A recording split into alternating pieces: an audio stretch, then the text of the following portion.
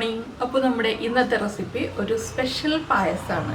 പായസങ്ങൾ ഇടയ്ക്കിടയ്ക്ക് ഞാൻ ഇങ്ങനെ ഉണ്ടാക്കിക്കൊണ്ടിരിക്കുന്നുണ്ട്. അപ്പോൾ ഇന്നത്തെ പായസത്തിന്റെ സ്പെഷ്യാലിറ്റി എന്താണെന്ന് വെച്ചിട്ടുണ്ടെങ്കിൽ നമ്മൾ ചൗവരി ചേർത്തിട്ടുള്ള പരിപ്പ് പായസം ഉണ്ടാക്കുന്നത്. സാധാരണ നമ്മൾ തേങ്ങക്കൊത്താണ് പരിപ്പ് പായസത്തിൽ ചേർക്കാറുള്ളത്. ഇന്നിപ്പോൾ നല്ല അടിപൊളിയായിട്ട് ചൗവരിയൊക്കെ ചേർത്ത് സൂപ്പർ ഒരു പരിപ്പ് പായസം. അപ്പോൾ എങ്ങനെയാണ് നമ്മുടെ ഈ ഒരു പായസം തയ്യാറാക്കുന്നത് നോക്കാം. നമുക്ക് നമ്മുടെ പായസത്തിൻ്റെ ഇൻഗ്രീഡിയൻസ് നോക്കാം. ഞാനിപ്പോൾ 1/2 കിലോ ചെറുപയർ പരിപ്പ് എടുത്ത് വെച്ചിട്ടുണ്ട്.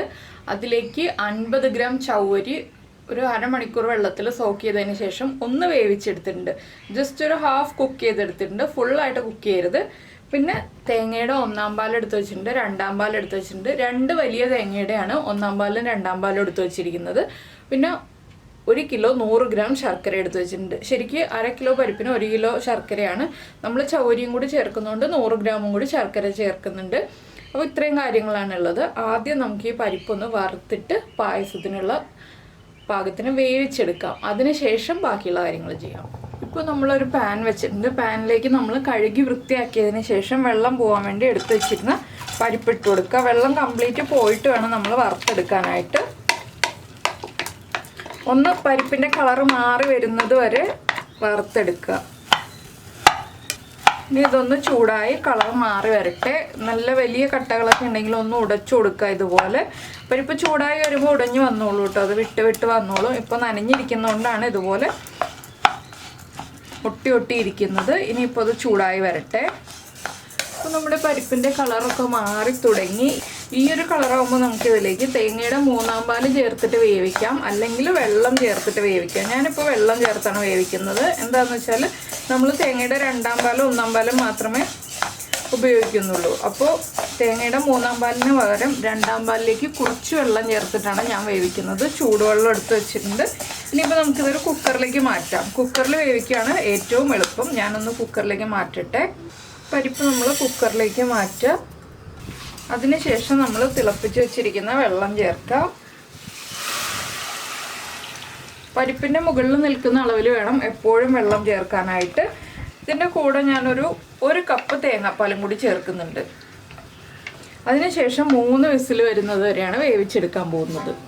അപ്പോൾ അത്യാവശ്യം വെള്ളം വേണം. എന്താണെന്ന് വെച്ചിട്ടുണ്ടെങ്കിൽ പരിപ്പ് കട്ടിയായി പോകും വെന്ത് വരുമ്പോൾ. അതിനനുസരിച്ച് നമ്മൾ കുറച്ച് വെള്ളം ചേർത്ത് കൊടുക്കണം. നിങ്ങൾക്ക് മുഴുവനായിട്ട് ചൂടുവെള്ളത്തിൽ വേവിക്കണം എന്നുണ്ടെങ്കിൽ മുഴുവനായിട്ട് ചൂടുവെള്ളത്തിൽ വേവിക്കാട്ടോ. ഞാനിപ്പോൾ ചൂടുവെള്ളത്തിൻ്റെ കൂടെ കുറച്ച് തേങ്ങാപ്പാലും കൂടി ചേർത്തതെന്ന് വെച്ചാൽ തേങ്ങാപ്പാലിൻ്റെ ഫ്ലേവർ ഒന്ന് വരട്ടെ എന്ന് വിചാരിച്ചിട്ടാണ്. ഇനി നമുക്കിത് അടച്ച് 3 വിസിൽ വരുന്നത് വരെ വേവിച്ചെടുക്കാം. മീഡിയം ഫ്ലെയിമിൽ വയ്ക്കുക, ഹൈ ഫ്ലെയിമിൽ വയ്ക്കരുത്. 3 വിസിൽ വന്നു കഴിയുമ്പോൾ നമുക്ക് ബാക്കിയുള്ള കാര്യങ്ങൾ ചെയ്യാം.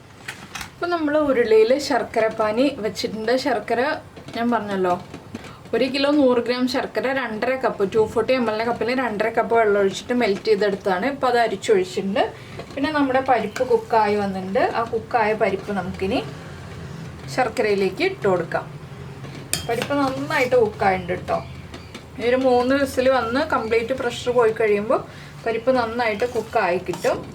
അപ്പോൾ നമ്മൾ ശർക്കരപ്പാനി ഉണ്ടാക്കുമ്പോൾ വെള്ളം കൂടുതലായിട്ട് ചേർക്കുകയാണെന്നുണ്ടെങ്കിൽ ആ വെള്ളം വറ്റി വരാൻ കുറേ സമയം എടുക്കും. അതുകൊണ്ടാണ് ശർക്കരയിൽ വെള്ളം കുറച്ച് ചേർത്തിട്ട് നമ്മൾ പാനിയാക്കി എടുക്കുന്നത്. അപ്പോൾ നമ്മുടെ ശർക്കരപ്പാനി നന്നായിട്ട് തിളയ്ക്കുന്നുണ്ട്. ഇനി നമുക്ക് ഈ പരിപ്പ് നന്നായി ഈ ശർക്കരപ്പാനിയിലേക്ക് മിക്സായി വരുന്നത് വരെ ഇളക്കി കൊടുത്തുകൊണ്ടിരിക്കണം. പരിപ്പിൽ കട്ട ഉണ്ടെങ്കിൽ ഒന്ന് ഉടച്ചു കൊടുക്കുക കേട്ടോ. ഇത് നമ്മളിങ്ങനെ ഇളക്കി വരുമ്പോൾ തന്നെ ആ കട്ട കുടഞ്ഞു വന്നോളും. പിന്നെ കൂടുതലായിട്ട് കട്ട ഉണ്ടെന്നുണ്ടെങ്കിൽ മാത്രം ഒന്ന് ഉടച്ചു കൊടുക്കുക. അപ്പോൾ പരിപ്പും ശർക്കരയും ചേർന്ന് നന്നായിട്ട് മിക്സായി ഒന്ന് തിളച്ച് കുറുകി തുടങ്ങുമ്പോൾ മാത്രം നമ്മൾ ചൗവരി ചേർക്കുക. ഇപ്പോൾ തന്നെ ചൗവരി ചേർക്കരുത്. എന്താണെന്ന് വെച്ചാൽ ചൗവരി ഒരു 1/4 ഭാഗം കുക്കായതാണ്. അപ്പോൾ ചൗവരിയിലേക്ക് മധുരം പിടിക്കാൻ പാകത്തിന് ഒരു 10 മിനിറ്റ് ഈ ശർക്കരപ്പാനി ഒന്ന് തിളച്ച് കഴിയുമ്പോൾ നമുക്ക് ചൗവരി ചേർത്ത് കൊടുക്കാം. അപ്പോൾ നമ്മുടെ പരിപ്പ് നന്നായിട്ട് തിളച്ച് മിക്സായി വന്നിട്ടുണ്ട്. ഒരുവിധം ശർക്കരപ്പാനി വറ്റി തുടങ്ങുന്നുണ്ട്. ഇനി നമുക്കിതിലേക്ക് നമ്മൾ വേവിച്ച് വെച്ചിരിക്കുന്ന ചൗവരി ചേർത്ത് കൊടുക്കാം. ചൗവരി ചേർത്തിട്ട് നന്നായിട്ടൊന്ന് ഇളക്കി മിക്സ് ചെയ്യുക. ചൗവരി ചേർത്ത് കഴിയുമ്പോൾ വേഗം കുറുകി വരും കേട്ടോ. പക്ഷെ ഉടനെ തന്നെ തേങ്ങയുടെ 2-ാം പാൽ ചേർക്കരുത്. എന്താണെന്ന് വെച്ചാൽ നമ്മുടെ ചൗവരി ഒന്ന് ഈ ശർക്കരയൊക്കെ വലിച്ചെടുക്കണം. ആ ഒരു പാകത്തിലാണ് നമ്മൾ ചൗവരി 1/4 ഭാഗം കുക്ക് ചെയ്തെടുത്തിട്ടുള്ളത്. ചൗവരിയും കൂടി ഒന്ന് ഉടച്ച് ഇതുപോലെ ഒന്ന് ഉടച്ചു കൊടുക്കുക. ആ കട്ടയായിട്ടിരിക്കുന്നത് നമ്മൾ കഴുകി അരിച്ചു വയ്ക്കുമ്പോൾ ചൗവരി കട്ടയായി വരും. അപ്പോൾ ഇനി വേഗം ആവും കേട്ടോ പായസം, അധികം സമയം എടുക്കില്ല. ചവ്വരി ചേർത്ത് കഴിഞ്ഞിട്ടുണ്ടെങ്കിൽ വേഗം റെഡിയാവും പായസം. അപ്പോൾ നമുക്കിനി ചവ്വരിയിലേക്കും കൂടി ആ മധുരം ഒന്ന് പിടിച്ചു വരുന്നത് വരെ ഒരു 5 മിനിറ്റ് ഇളക്കി കൊടുക്കാം. അപ്പോൾ നമ്മുടെ ചവ്വരി ചേർത്തിട്ട് ഒരു 5 മിനിറ്റായി, നന്നായിട്ട് തിളയ്ക്കുന്നു. ഇത്രയും മതി. ഇനി നമുക്കിതിലേക്ക് 2ാം പാല് ചേർക്കാം. നമുക്ക് എത്രത്തോളം പായസം വേണം എന്നുള്ളതനുസരിച്ച് 2ാം പാല് ചേർത്ത് കൊടുക്കാം. ആദ്യമേ തന്നെ മുഴുവൻ പാലും കൂടി ഒഴിച്ചു കൊടുക്കണ്ട, കുറച്ച് പാൽ ഒഴിച്ചിട്ട് ഇളക്കി നമ്മുടെ കൺസിസ്റ്റൻസി ആക്കി എടുക്കുക. എന്താണെന്ന് വെച്ചാൽ 2ാം പാലിലാണ് നമ്മൾ പായസത്തിൻ്റെ അളവ് കറക്റ്റ് ചെയ്യുന്നത്. 2ാം പാൽ ഒന്ന് തിളച്ച് കുറുകിയൊക്കെ വരണം, 1ാം പാല് തിളക്കില്ല. അതുകൊണ്ട് നമ്മൾ 2ാം പാല് നന്നായിട്ട് തിളച്ച് വരുന്ന രീതിയിൽ ഒന്ന് ആവശ്യത്തിന് ഒഴിച്ചു കൊടുക്കുക. ഇപ്പോൾ 2ാം പാൽ ഒഴിച്ച് നന്നായിട്ട് മിക്സ് ചെയ്തു. പായസത്തിൻ്റെ കളറൊക്കെ ലൈറ്റായി വന്നിട്ടുണ്ട്. ഇനിയിപ്പോൾ ഇതൊന്ന് തിളച്ച് ഒന്നുകൂടി ഒന്ന് കുറുകി വരട്ടെ, അതുവരെ നമ്മൾ ഇളക്കി കൊടുക്കുക. ഞാനിപ്പോൾ ഇതിലേക്ക് ഏലക്കാപ്പൊടിയോ നെയ്യോ ഒന്നും ചേർത്തിട്ടില്ല. ഇപ്പോൾ നമ്മളിതൊന്നും ചേർക്കുന്നില്ല. ഏലക്കാപ്പൊടിയും നെയ്യും ഒക്കെ ചേർക്കുന്നത് ലാസ്റ്റാണ്. അപ്പോൾ ലാസ്റ്റ് ആ ഏലക്കാപ്പൊടിയുടെ ഫ്ലേവറൊക്കെ നന്നായിട്ട് നിൽക്കും. ഇപ്പോൾ തന്നെ കണ്ടില്ലേ, ചവ്വരിയൊക്കെ കാണാൻ പറ്റുന്നുണ്ട്, നല്ല ഭംഗിയായിട്ട് ഓവർ കുക്കായി പോവാതെ കറക്റ്റായിട്ടുണ്ട്. ഇനിയിപ്പോൾ ഇതൊന്ന് തിളച്ച് കുറുകി വരട്ടെ. അപ്പോൾ നമ്മുടെ 2ാം പാൽ ഒഴിച്ച് പായസം കുറുകി വന്നിട്ടുണ്ട്. ഇനി നമ്മൾ ഫ്ലെയിം ഓഫ് ചെയ്തില്ല എന്നുണ്ടെങ്കിൽ കട്ടിയായി പോവും, ചൂട് മാറി വരുന്നതനുസരിച്ച് കട്ടിയായി പോവും. ഞാനിപ്പോൾ ഫ്ലെയിം ഓഫ് ചെയ്തു. ഇനി നമുക്കിതിലേക്ക് 1ാം പാല് ചേർത്ത് കൊടുക്കാം.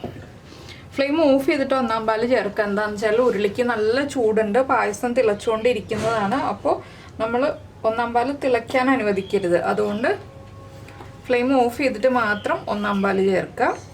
1ാം പാല് ചേർത്ത് നന്നായിട്ട് ഇളക്കി മിക്സ് ചെയ്യുക. ഇനി നമുക്കിതിലേക്ക് നമ്മുടെ ഏലക്കാപ്പൊടി ചേർത്ത് കൊടുക്കാം.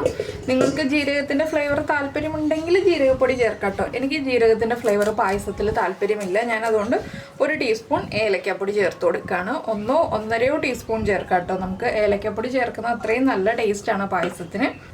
ഏലക്ക പഞ്ചസാര ചേർത്ത് പൊടിച്ചു വെച്ചതാണ്. പൊടിച്ചിട്ട് അരിച്ചു വെക്കണം കേട്ടോ, ഇല്ലെങ്കിൽ ഏലക്കയുടെ ആ ഒരു തരികളൊക്കെ ഉണ്ടാവും, നമ്മൾ കഴിക്കുമ്പോൾ വായിൽ പെട്ടുപോകും. ഇനി നമുക്കിതിലേക്ക് നമ്മുടെ കാഷ്യൂനട്ടും റൈസിൻസും ഒക്കെ ഫ്രൈ ചെയ്ത് ചേർക്കാം. തേങ്ങക്കൊത്തി ചേർക്കണം എന്നുണ്ടെങ്കിൽ തേങ്ങക്കൊത്തി ചേർക്കാം. ഞാനിപ്പോൾ തേങ്ങക്കൊത്തി ചേർക്കുന്നില്ല. എന്താണെന്ന് വെച്ചാൽ നമ്മൾ ചവ്വരി ചേർത്തിട്ടുണ്ടല്ലോ, അപ്പോൾ തേങ്ങക്കൊത്തും കൂടി ചേർത്തിട്ട് ഒരുപാട് ആഡംബരം വേണ്ടല്ലോ എന്ന് വെച്ചിട്ടാണ് നമ്മൾ കാഷ്യൂനട്ടും റൈസിൻസും മാത്രം ഫ്രൈ ചെയ്ത് ചേർക്കാൻ പോകുന്നത്. അപ്പോൾ ഞാൻ ഇനി കാഷ്യൂനട്ടും റൈസിൻസും ഫ്രൈ ചെയ്യട്ടെ. അപ്പോൾ നമ്മൾ നമ്മുടെ കാഷ്യൂനട്ടും റൈസിൻസും ഫ്രൈ ചെയ്യാനായിട്ട് നെയ്യ് ചൂടാക്കാൻ വെച്ചിട്ടുണ്ട്. ഇതിലേക്ക് നമുക്ക് ആദ്യം കാഷ്യൂനട്ട് ചേർക്കാം. കാഷ്യൂനട്ട് ചേർത്ത് നന്നായിട്ടൊന്ന് ഇളക്കി കളർ മാറി തുടങ്ങുമ്പോൾ തന്നെ നമ്മുടെ റൈസിൻസും കൂടി ആഡ് ചെയ്ത് കൊടുക്കാം. അപ്പോൾ കാഷ്യൂനട്ടിൻ്റെ കളർ ഇപ്പോൾ ചേഞ്ച് ആവും. ഞാനിതിലേക്ക് റൈസിൻസും കൂടി ആഡ് ചെയ്യാൻ പോവാണ്. ഫ്ലെയിം കുറയ്ക്കുകയാണ്. റൈസിൻസ് കുറച്ചേ ചേർക്കുന്നുള്ളൂ. ഇനി റൈസിൻസ് ഒന്ന് വീർത്ത് വരുന്നത് വരെ നമുക്കൊന്ന് ഇളക്കി മിക്സ് ചെയ്തെടുക്കാം. അപ്പോൾ കാഷ്യൂനട്ടിൻ്റെ കളർ മാറാതെ നോക്കണം കേട്ടോ. വലിയ ബർണറിൽ ഒരിക്കലും വെച്ചിട്ട് നമ്മൾ കാഷ്യൂനട്ടും റൈസിൻസും ഫ്രൈ ചെയ്യരുത്. ചെറിയ ബർണറിൽ വെച്ചിട്ട് തന്നെ കാഷ്യൂനട്ടും റൈസിൻസും ഫ്രൈ ചെയ്തെടുക്കുക. അപ്പോൾ നമ്മുടെ റൈസിൻസൊക്കെ റെഡിയായി തുടങ്ങുന്നുണ്ട്. ഇനി നമുക്കിത് പായസത്തിലേക്ക് ചേർത്ത് കൊടുക്കാം. ഇനി ഇരിക്കും തോറും നമ്മുടെ കാഷ്യൂനട്ടിൻ്റെ കളർ മാറി വരും, അതുകൊണ്ട് നമുക്ക് പായസത്തിലേക്ക് ചേർക്കാം. അപ്പോൾ നമുക്ക് പായസത്തിലേക്ക് നമ്മുടെ കാഷ്യൂനട്ടും റൈസിൻസും എല്ലാം നെയ്യോടുകൂടി ചേർത്ത് ഇനി ജസ്റ്റ് ഒരു ഫോർക്ക് എടുത്തിട്ട് ഞാൻ ഇതുപോലെ ഒന്ന് ഇട്ട് കൊടുക്കുകയാണ്. എന്താണെന്ന് വെച്ചാൽ ഇളക്കി മിക്സ് ചെയ്യുന്നില്ല, ഒന്ന് ഫോട്ടോയിൽ കാണാനൊരു ഭംഗിയൊക്കെ ഉണ്ടാവണ്ടേ, അതിന് വേണ്ടിയിട്ട് ഇതുപോലെ ഒന്ന് ഇങ്ങനെ ഇട്ട് കൊടുക്കുകയാണ്. അപ്പോൾ നിങ്ങൾക്കെല്ലാവർക്കും ഈ ഒരു റെസിപ്പി ഇഷ്ടമായിട്ടുണ്ടാവുമെന്ന് വിചാരിക്കുന്നു. ഇഷ്ടമായിട്ടുണ്ടെങ്കിൽ ഒന്ന് ലൈക്ക് ചെയ്യാനും കമൻറ്റ് ചെയ്യാനൊന്നും മറന്നു പോരുത് കേട്ടോ. കഴിക്കുമ്പോൾ നന്നായിട്ട് ഇളക്കി മിക്സ് ചെയ്തിട്ട് തന്നെ കഴിക്കുക. അപ്പോൾ ചൂട് മാറിയിട്ട് ഇളം ചൂടിൽ പായസം കഴിക്കുക. ഇത് ഇലയിൽ ഒഴിച്ചു കഴിക്കാൻ പാകത്തിനുള്ള പായസമാണ്, ഗ്ലാസ്സിലും കുടിക്കാൻ പറ്റും. എന്താണെന്ന് വെച്ചാൽ ചൂട് കംപ്ലീറ്റ് മാറി കഴിയുമ്പോൾ ഇലയിൽ ഒഴിച്ച് കഴിക്കാം. ഇപ്പോൾ ഇളം ചൂടോടെ കഴിക്കുകയാണെങ്കിൽ ഗ്ലാസ്സിൽ ഒഴിച്ച് കുടിക്കാം. അപ്പോൾ നിങ്ങൾക്ക് ഇഷ്ടമുള്ള രീതിയിൽ ഈ ഒരു പായസം ഉണ്ടാക്കി കഴിക്കുക. ഉറപ്പായിട്ടും ചവ്വരി ചേർത്ത് പരിപ്പ് പായസം ഉണ്ടാക്കി ഒന്ന് നോക്കണം കേട്ടോ.